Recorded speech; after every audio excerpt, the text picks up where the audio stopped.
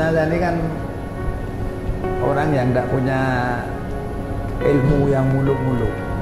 Sekolah saja saya sekolahnya setengah mati, STM kan setengah mati. Dan pengalaman hidup saya ini yang saya pakai untuk melayani masyarakat. Jadi masa kecil saya usia 8 tahun sampai usia 15 tahun itu ketertindasan itu kita memang saya rasakan betul.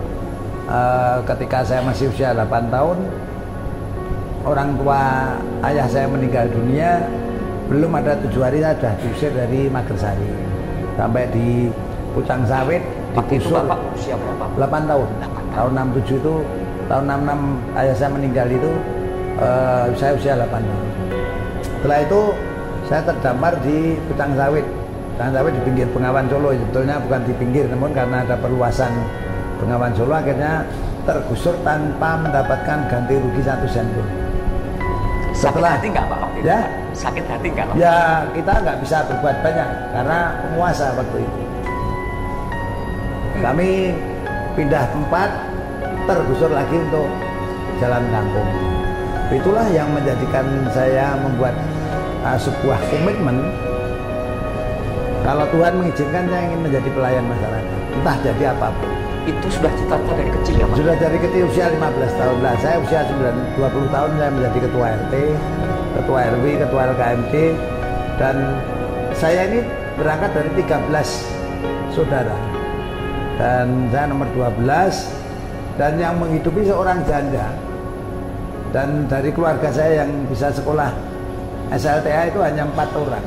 Satu kakak saya yang gede, saya, adik saya, dan kakak saya. Jadi hal inilah yang menjadi modal dasar saya ketika saya diberi amanah oleh masyarakat bahwa menjadi wakil wali kota. Pengalaman-pengalaman itu yang saya buat konsep yang saya sodorkan pada Pak Jokowi, bahwa kesehatan pendidikan ini adalah kebutuhan dasar bagi masyarakat kita sekalian. Nah, sehingga muncul seperti itu dengan maksud apa yang saya rasakan sejak usia 8 tahun sampai dengan usia 15 tahun itu jangan sampai dirasakan oleh anak-anak sekarang. Nah, sehingga kalau ada anak-anak yang mengeluh tidak bisa mengambil ijazah, tidak bisa bayar SPP, pulang rumah sakit tidak mampu membayar, melahirkan tidak bisa pulang karena tidak punya duit. Nah, itulah apa yang saya miliki, itu yang saya berikan. Dan setiap tahun saya pasti punya bon-bonan di rumah sakit. Namun semuanya bisa kita selesaikan secara keseluruhan. Dan ada yang rumah sakit setelah saya bayar dikembalikan juga ada.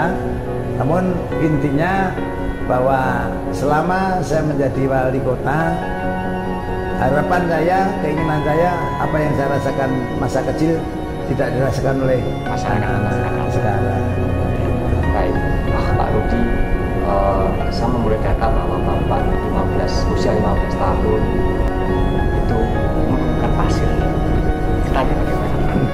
Ya, karena waktu kecil itu saya bisa makan sehari 2 kali itu bersyukur. Nah, sehingga pulang sekolah saya menurunkan pasir 1 truk sendiri. Waktu itu upahnya hanya Rp125. Tahun berapa? Itu tahun 76 kalau nggak salah ya. Kalau saya habis lulus ST itu, setiap hari saya melakukan hal seperti itu. Sampai saya pingsan waktu itu memang. Pingsan nggak ada ya orang yang tahu, namun tahu-tahu sadar sendiri. Ya mungkin kecapean karena 1 truk itu biasanya itu kalau truknya itu sudah parkir, menurunkan pasir itu sopir kernetnya sudah pergi semua. Nah, sehingga saya menurunkan sendiri dan mungkin kecapean dan sebagainya, untung aja bisa siuman sendiri kan. Nah, itulah Tuhan yang menjadi pegangan hidup saya, sehingga sampai dengan hari ini pun saya berinteraksi dengan siapapun tidak pernah menanyakan agamamu apa, kamu dari mana, enggak. Nah, sehingga hubungan kita masih bisa dekatlah. Riwayat singkat hidup saya masa kecil itulah yang saya pakai untuk melaksanakan amanat masyarakat itu. Sehingga 15 tahun bukannya saya ini mau pamer, tidak. Apa yang saya dapatkan dari pemerintah itu dikelola oleh staf saya. Buku maupun ATM tabungan itu kita berikan ke sana. Ya kemarin aja saya masih diberi laporan bahwa selama 15 tahun saya masih punya duit 69 juta. Dan ini yang membuat saya ya bersyukurlah. Artinya biarpun yang lainnya tidak saya masukkan laporan, karena saya masih punya pekerjaan yang lain. Di sisi lain saya juga bisa nukang batu, nukang kayu dan ngelas dan sebagainya. Dan saya tidak malu setelah menjadi wali kota kembali lagi ke pekerjaan lah. Ya, baik. Dan setelah Rudi kecil menjadi Rudi yang dewasa, bisa melayani kerja. Waktu itu saya katakan bahwa Bapak ada dua pilihan. Waktu itu diterima di Muratubio sama Konimek, tapi Bapak lebih memilih di Konimek. Kenapa? Padahal di Muratubio lebih populer. Ya, jadi dulu saya melamar dua-duanya diterima. Satu saya diterima di Nurtanio yang sekarang ini PTDI Dirgantara Indonesia. Yang kedua diterima di Konimek. Saya mending di Konimek karena satu dekat dengan keluarga. Yang kedua tanggung jawab yang ada di sana mestinya lebih berat karena dengan bekerja di Nurtanio tentunya kan urusan mesin pesawat dan sebagainya itu kan sebetulnya hobi saya di situ. Saya milih jadi Konimek mulai dari bawah betul kalau saya. Mulai dari tukang bersih-bersih pabrik, meningkat menjadi pembantu operator mesin, meningkat menjadi operator, lantas naik pangkat lagi menjadi teknisi muda, naik lagi pangkat menjadi teknisi, lantas saya diangkat menjadi asisten supervisor. Setelah asisten supervisor saya diangkat lagi untuk menjadi kepala workshop, dan terakhir saya diangkat menjadi kepala supervisor itu di Konimek. Sehingga ilmu yang saya dapatkan banyak itu dari Konimek, mulai dari ngelas, manajemen, menyelesaikan manajemen konflik itu bagaimana di sana, sehingga apa yang saya dapatkan dari Konimek ini menjadi bekal saya untuk bekerja. Dan saya bekerja ini membawa tiga nama paling tidak.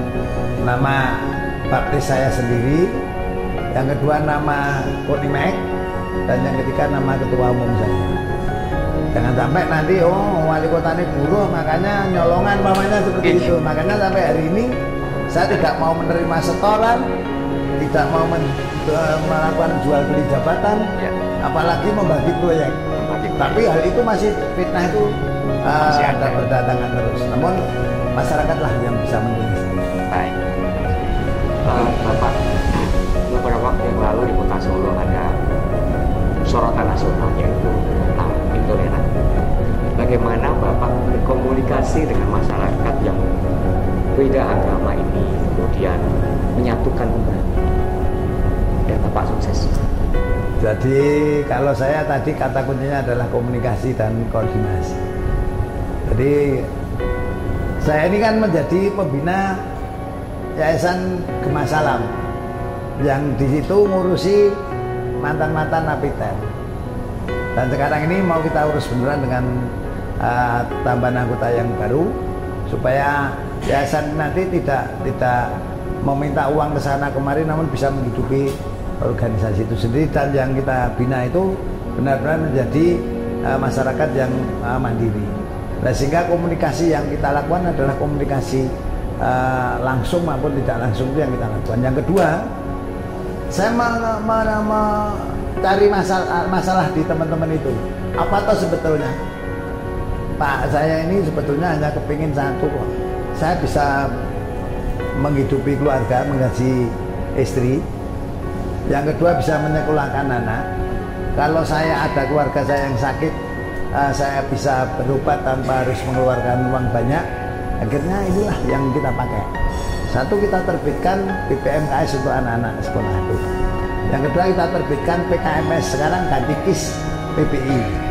Terus yang ketiga adalah tempat tinggal yang layak huni. Yang keempat adalah bagaimana teman-teman ini bisa mengais rezeki yang mana.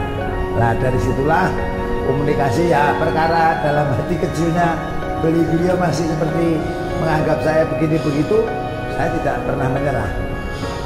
Tujuan saya adalah untuk kebersamaan, membangun kota Solo ini menjadi kota yang paling layak untuk dihuni menurut survei kemarin secara nasional se-Indonesia lah. Sehingga hal ini pun kita angkat teman-teman itu juga. Ya, gara-gara penjenengan mau begini kan jadi Solo kan mendapatkan penilaian kota paling layak untuk dihuni. Nah ini kebersamaan inilah yang kita perlu. Yang penting saya ini bisa memilah dan memilih. Yang kedua, tidak pernah saya membedakan suku, agama, golongan dan sebagainya. Dan apabila masyarakat mengeluh, saya pasti cepat memberikan solusi. Cepat memberikan solusi. Ya, cepat memberikan solusi. Itulah yang kira-kira yang selama ini saya pakai. Ya. Baik, Pak Rudi, 1 tahun yang lalu Solo Bapak tetapkan sebagai 13 Maret waktu itu ya, 13 Maret 2020 Bapak menetapkan status KLB itu. Apa yang menerangi Bapak mengambil keputusan untuk status KLB? Jadi kalau saya ini orang yang tidak mau menunggu masalah itu terjadi dulu baru membuat kebijakan. Nah, sehingga tanggal 12 itu saya adakan rapat karena tanggal 9-nya saya harus mengurus yang terpapar COVID-19 meninggal dunia. Saya ngurus logistiknya, ngurus tentang karantina atau kesehatannya. Itu tanggal 12 malam saya adakan rapat. Tujuan utama menetapkan KLB waktu itu, saya sudah siap menanggung risiko. Paling tidak saya dicaci maki, paling tidak membuat masyarakat tidak nyaman. Dan Bapak siap memang? Siap, termasuk yang punya hotel pasti akan protes kan gitu. Kita tetapkan kejadian luar biasa. Kita tidak mau menunggu yang mati banyak. Dan tujuan utamanya adalah menyelamatkan generasi muda penerus bangsa, anak-anak sekolah. Ini orang menilai saya waktu itu gila ini, berlagu kayak presiden. Tapi kalau itu diikuti secara nasional nggak seperti sekarang. Sampai hari ini Solo tidak ada anak-anak yang terpapar, tidak ada anak-anak yang meninggal dunia. Karena tadi kami sampaikan ujian nasional langsung kita berhentikan itu kan gila menurut orang sana. Tapi ini jangan dianggap gila. Kalau sampai anak-anak sudah terpapar, itu paru-parunya cacat. Lantas yang kedua, target utama adalah warga masyarakat Solo tidak boleh kelaparan. Ya, kita susun anggaran refocusing. Sebelum ada refocusing kita sudah ngambilin anggaran dulu yang tidak penting-penting. Kita prioritaskan untuk satu untuk anak-anak sekolah, yang kedua untuk warga masyarakat yang terdampak harus bisa makan. Akhirnya yang terdampak kita kirim logistik dan sebagainya. Yang sekolah pembelajaran jarak jauh, bagaimana upaya saya untuk mencarikan sarana untuk belajar. Makanya saya mendirikan Radio Konata, bahkan sampai TV Pendidikan ternyata belum bisa mengirim tugas. Nah, sampai sekarang bantuan HP ini masih berjalan. Bantuan HP untuk anak-anak yang tidak mempunyai HP, yang tidak bisa mengirim tugas ke sekolah. Kalau ngirim diantar ke sana juga sama saja, tidak ada bedanya dengan PTM, pembelajaran tatap muka. Untuk itu ya risiko banyak lah. Tapi setelah selesai, setelah tahu kondisi yang sebenarnya, ya ini cerita masyarakat. Begitu saya datang ke layatan, Mas aku mau mohon maaf jenengan Mas. Kenapa?